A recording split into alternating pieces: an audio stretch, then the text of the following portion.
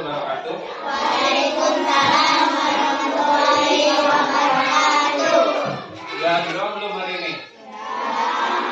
Oke, kalau udah, jadi kita langsung aja, ya. Hari ini Bapak di sini mau memberikan layanan bimbingan konseling.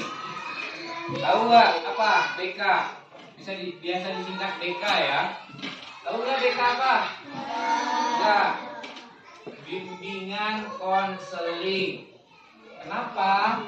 Bimbingan konseling itu ada di SMP dan SMA. Tapi kalau di SD memang nggak ada. Makanya Bapak hari ini memberikan layanan tersebut buat kalian, buat pengetahuan kalian. Bimbingan konseling itu termasuknya di mana? Nanti kita lihat sama-sama.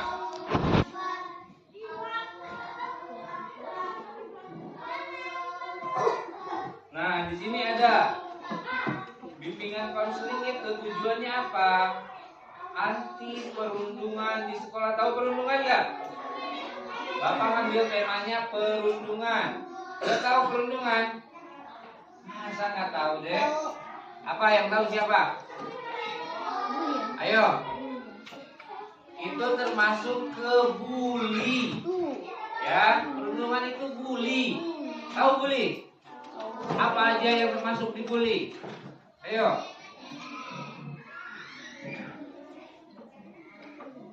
Perundungan itu istilahnya bully.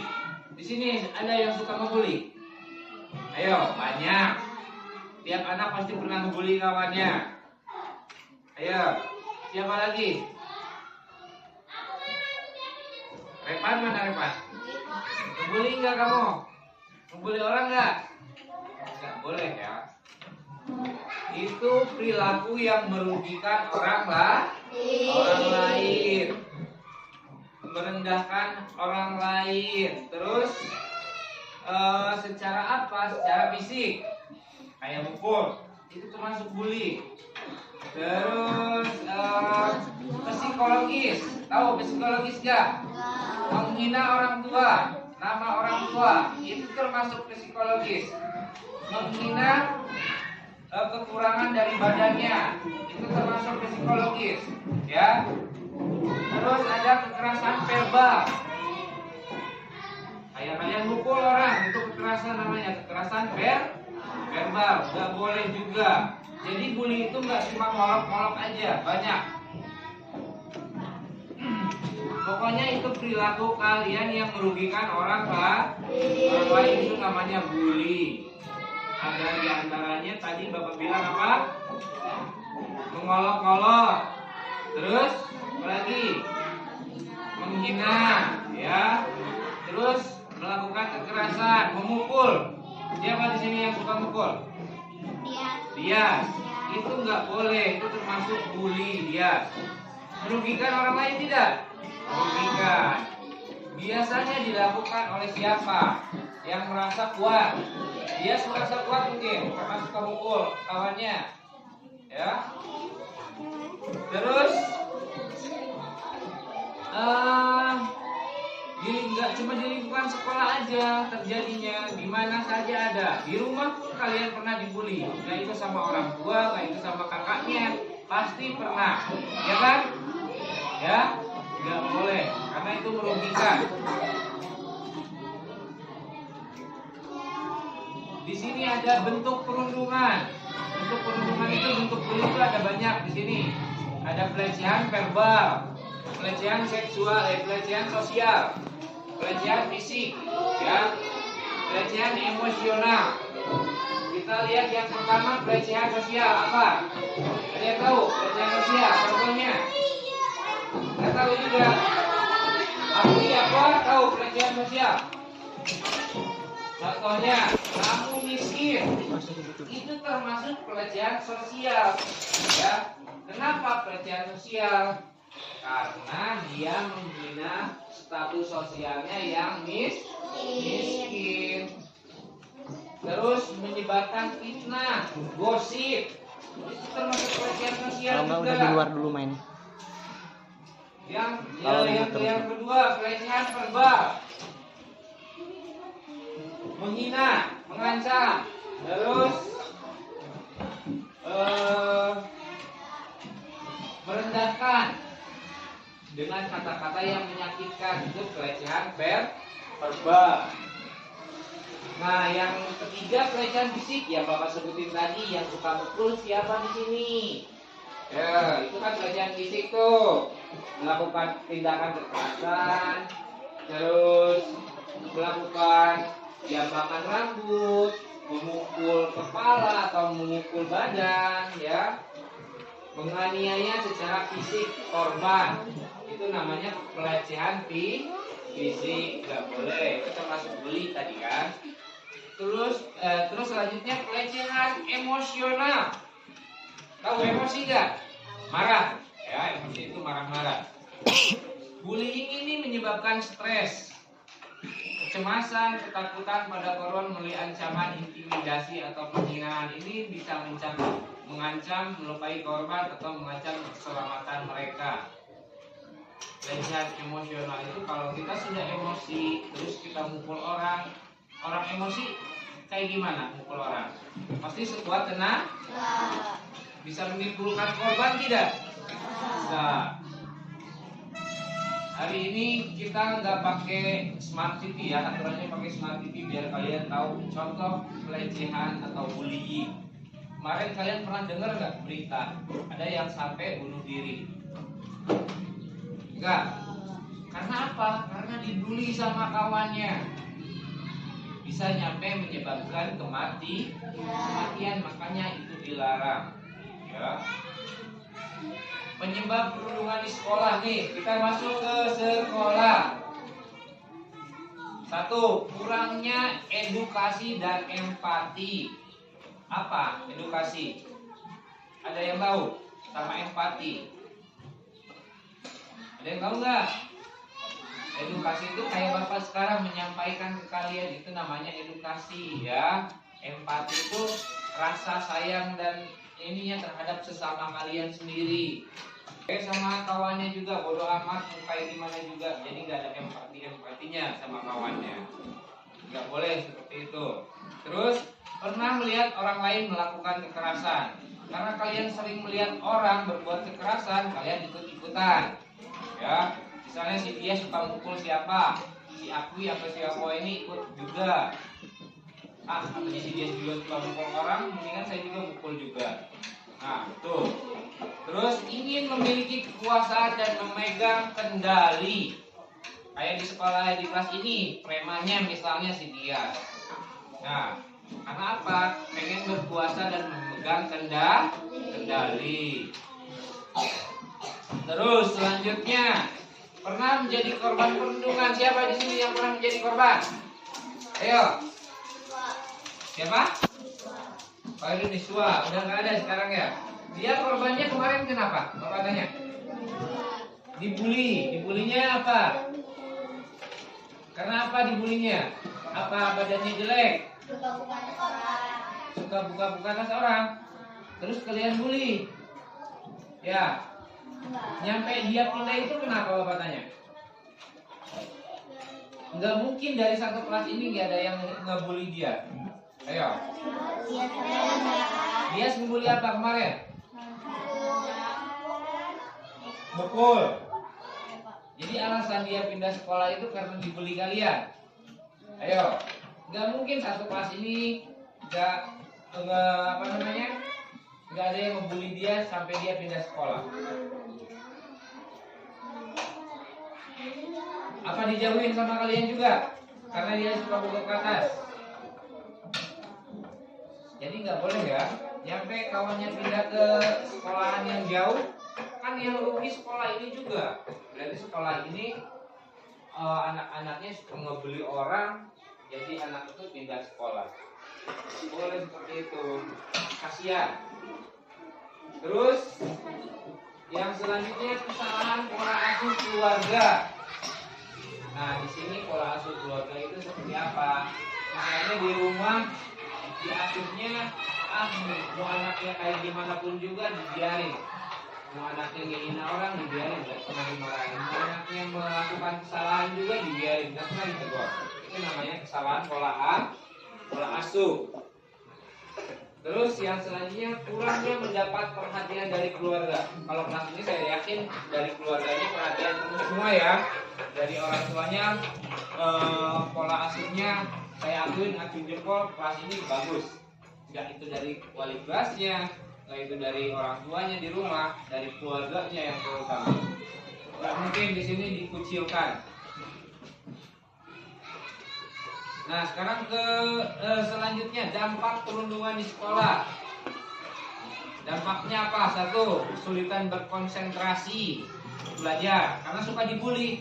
Dia juga malas belajar. Terus penurunan prestasi akademik karena saking seringnya dibully dia jadi malas belajar juga. Ya, gangguan mental. Nah, ini yang parah.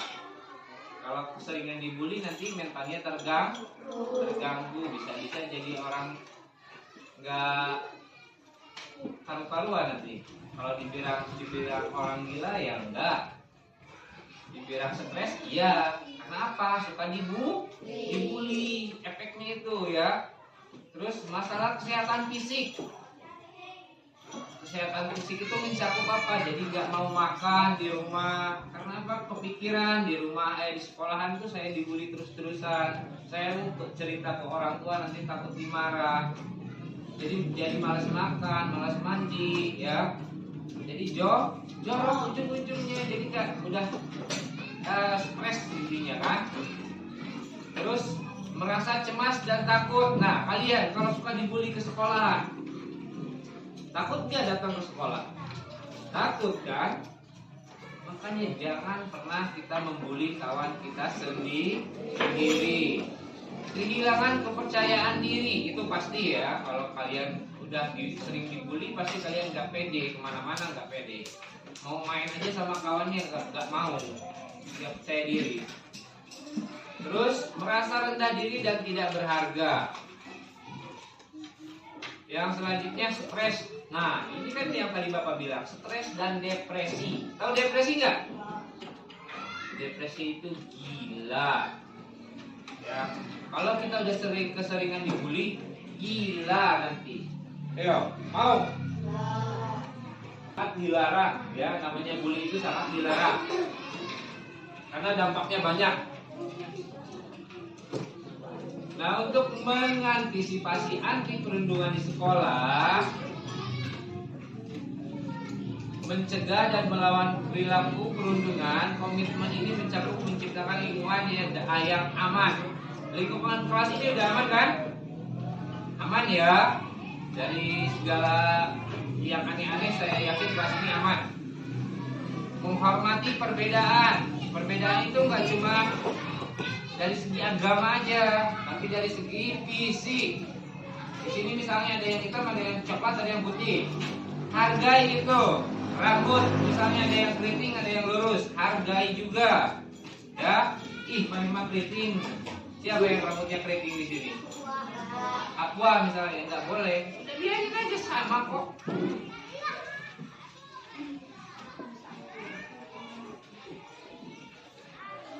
Nah, kalau di rumah untuk orang tuanya membangun komunikasi antar keluarga yang harmonis itu saya yakin nggak ada yang namanya bully-bulian ya. Memberikan pengertian tentang perundungan, terus memperkuat peran orang tua di sekolah. Selanjutnya melakukan. Nah, yang terakhir ini yang Bapak minta buat kalian. Kalau kalian dibully jangan sungkan-sungkan kalian lapor ke orang tua, dari orang tua lapor ke gurunya, ya. Jangan cuma diem aja. Kalau kalian masih di sekolah misalnya laporan ke gurunya langsung nggak apa-apa. Biar cepat terselesaikan, nggak berlarut-larut nanti tambah stres yang dibulinya. Nah, kalau untuk kalian sendiri pencegahannya gimana? Saling mendukung satu sama lain, ya. Terus selanjutnya memahami dan menerima perbedaan setiap anak, setiap individu. Misalnya dari si Aqua tadi ke si Dias, ya udah hargain aja, dia rambutnya keriting, si Dias lurus, ya udah biarin, jangan saling ngejek. Terus jangan saling ngejek nama orang tua juga. Saya tahu kok kalian ini suka saling ngejek nama orang tua, itu bully termasuk. Ya, jangan bilang bapak si Dias gini, namanya langsung.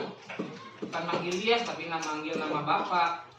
Tapi juga sama. Saya sering dengar kok pepen, tata, sering saya dengar. Si Dias nama bapaknya siapa? Anjar. Itu nggak boleh, ya.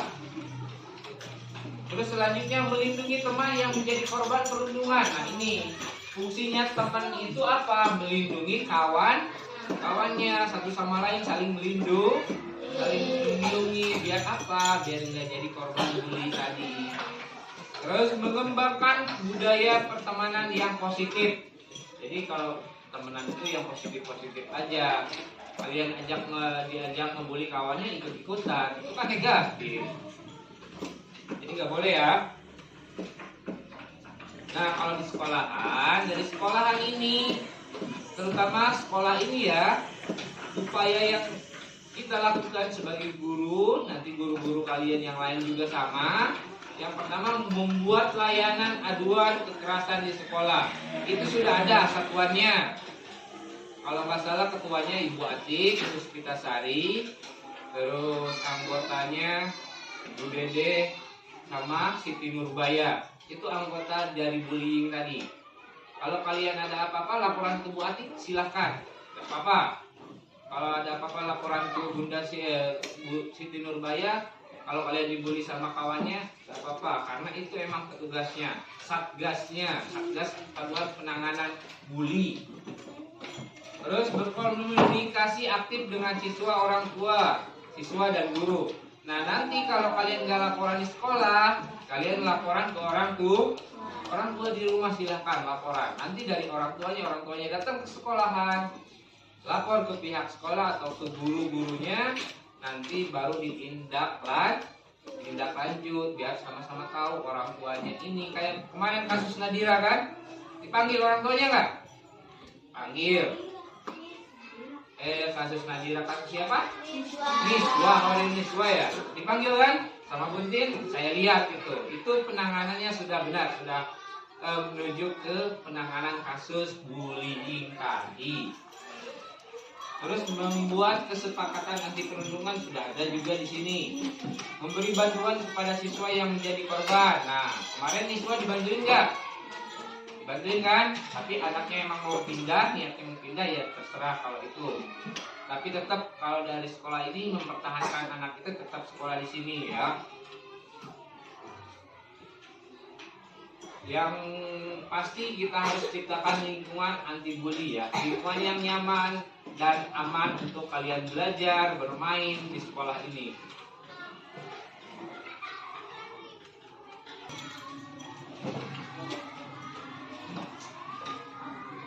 Ini ada lembar tugas siswa lawan perundungan.